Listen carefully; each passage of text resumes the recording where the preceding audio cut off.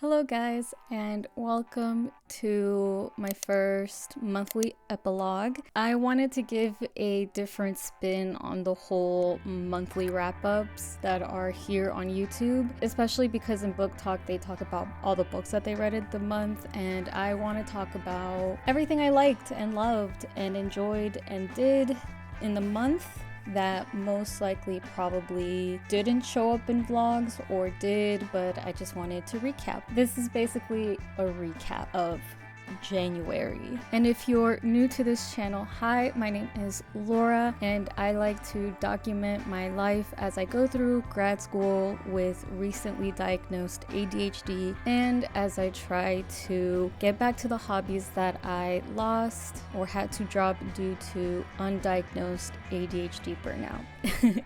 I guess we could start with the books, because I did start this month with a reading challenge.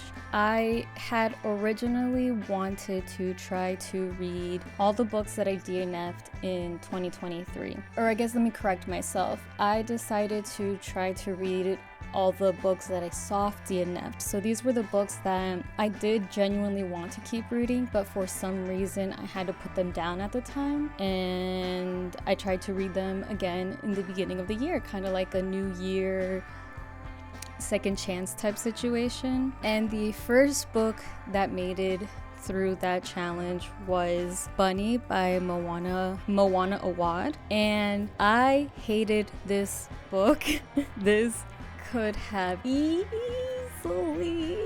stayed a DNF, and that's all I have to say about that. I do want to try to read her novel All's Well, or All Is Well, because I heard that if you hated Bunny, then you'll most likely like that one, and vice versa. So I want to give that theory a try. And I also do want to read Rouge. However, I'm a little skeptical about Rouge because I have heard some of the reviews about it. So we'll see if I ever get to that one specifically, but I do want to read All Is Well, her other novel. Unfortunately, by the time I finished Bunny, real life was getting in the way, and so I was kind of struggling to get back into the challenge, but I did pick up Girls Against God by Jenny Haval. When I bought this book in 2013, I had very high hopes for it, and it is such a letdown.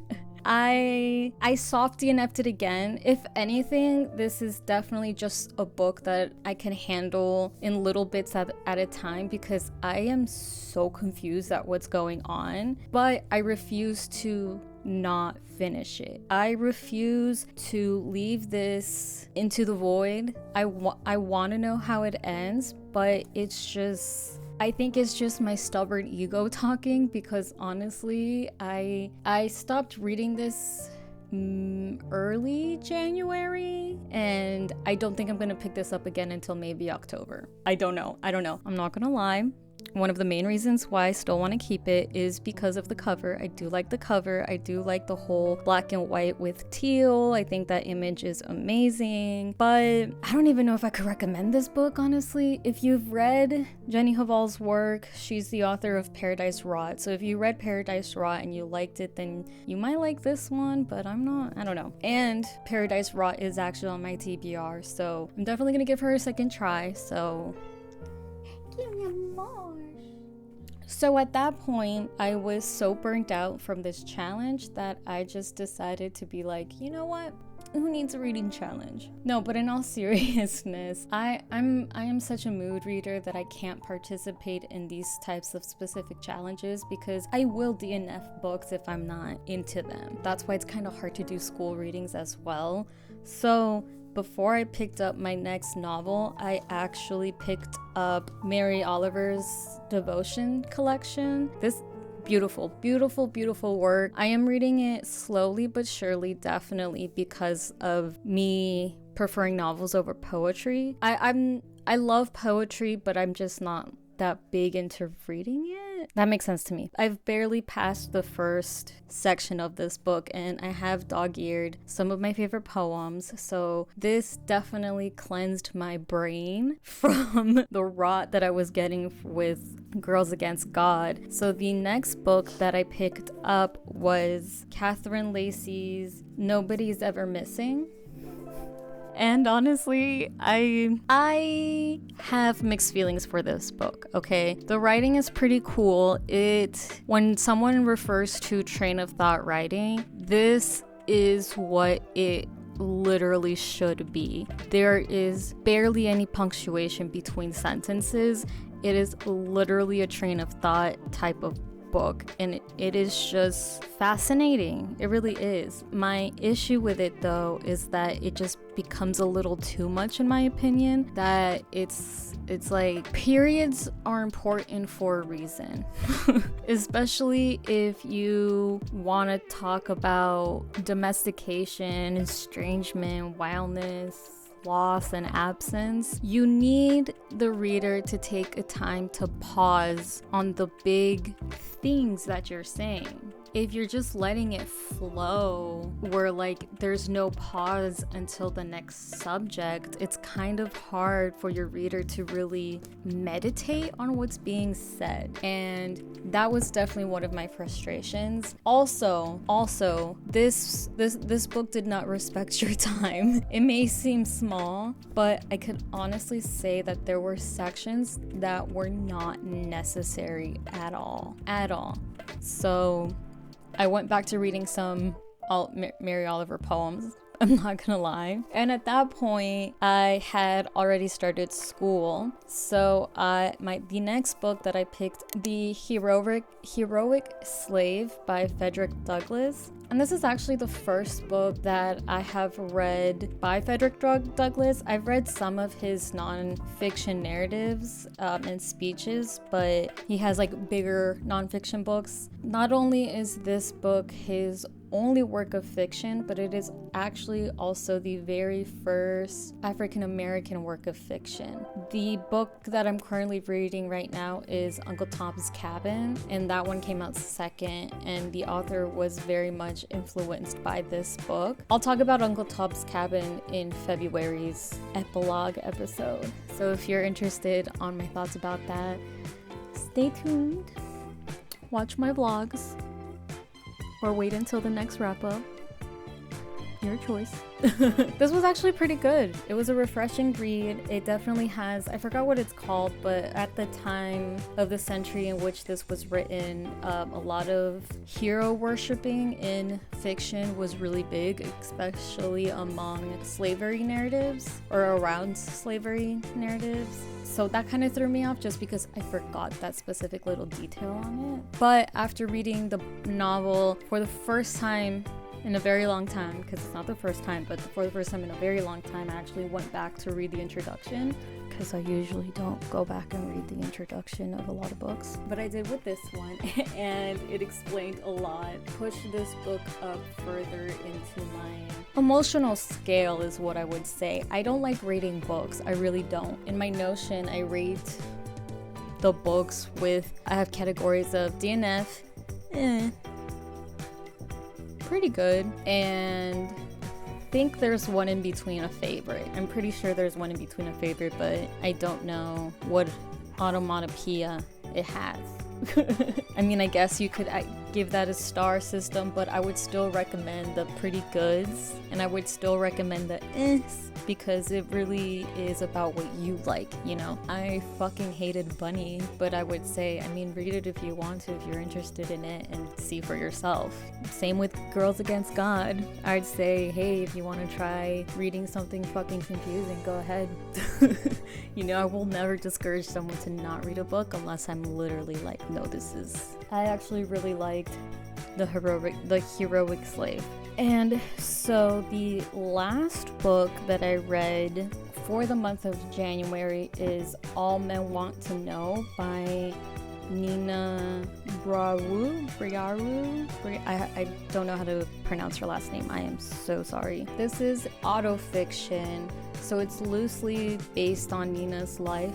Of her early life, torn between two countries, her mother's France and her father's Algeria. And it's also a journey of her coming to peace with her sexuality.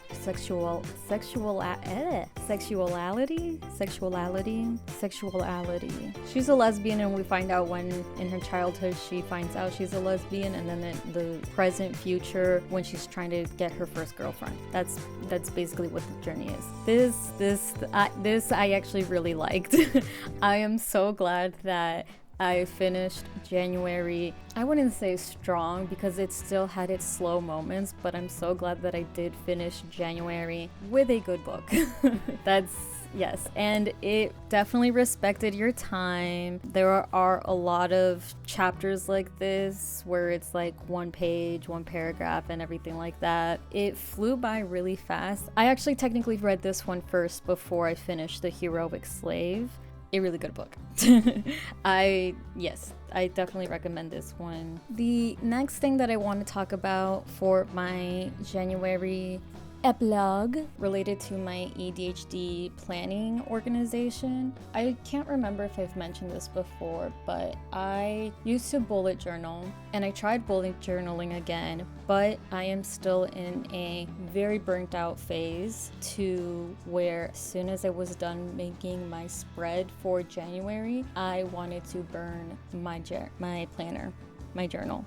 So what I've been doing is I bought a monthly planner from Amazon, and I think it's so beautiful, so elegant. And I have also been using that together with my calendar that is connected to my email and my phone. And I also have a physical calendar hanging on the wall, along with an important date section here in my whiteboard. With ADHD, I struggle with, I guess, continuing to remember certain things. Having these multiple types of calendars, one already pre-made, helps with my, I guess, task initiation issues with needing to like make a calendar and everything like that. And then it also helps with my planning and organization, because if I want to make plans, all I have to do is open up one of these calendars and see, oh, that's busy, I can't, or I'm free that day. I know it sounds silly, but someone with ADHD really does need to work hard on their planning and organization, or else their life can go pretty chaotic. For example, ever since I stopped working a 9-to-5, I still continued to wake up at 7:30 like I did when I went into the office, and my mental health has been very stable in a sense ever since I started doing that, because I was able to keep a regular schedule as if I was still going to work. And the last thing that I kind of want to highlight that I got this month that I've been really, really enjoying is these neutral colored highlighters. I know that they're famous on TikTok and not everybody needs them and blah blah blah blah blah, but I just want to talk about like the earth nude tones in general, just because I personally like color coding my annotations and stuff in books with what the covers look like. However, I didn't really like highlighting my books in the colors that come with the mild liners, except for a certain color range, but I've already run out and I needed to get cheaper ones, right? And these were really cheap on Amazon, and their colors are really, really pretty, and they're very subtle, which is something that I really needed right now since I'm in my like neutral tone era in a sense. And that is basically it. I hope you enjoyed this January summary, or as I like to call it, my January epilogue. And if you enjoyed this video, please consider liking it and maybe give me a subscribe. Who knows, maybe you'll like some of my vlogs when I talk about nonsensical things about my thesis, you know? And if this is where we part, then I hope you have a wonderful rest of your time time zone. And I will hopefully see you in the next one. Bye.